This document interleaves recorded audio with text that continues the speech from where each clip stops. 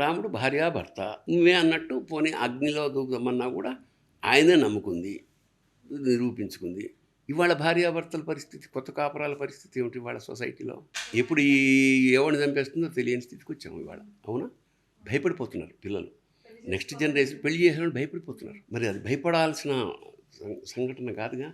ఒక అద్భుతం కదా కళ్యాణం. పెళ్ళి అంటే జీవితంలో ఒక అద్భుతం కదా.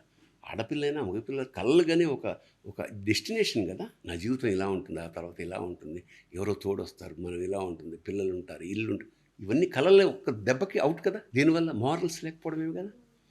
సో ఇవన్నీ మనకు మారల్స్ చెప్పేవి కదా. మారల్స్ వెళ్ళినప్పుడు క్లాసులు ఎందుకుంటాయి? మాకు ఉండేది మోరల్ క్లాస్ ఉండేది. నీతి కథ చెప్పిన ప్రతిసారి ప్రతివాడు మారిపోతాడని కాదు, ఎప్పుడూ అవసరం.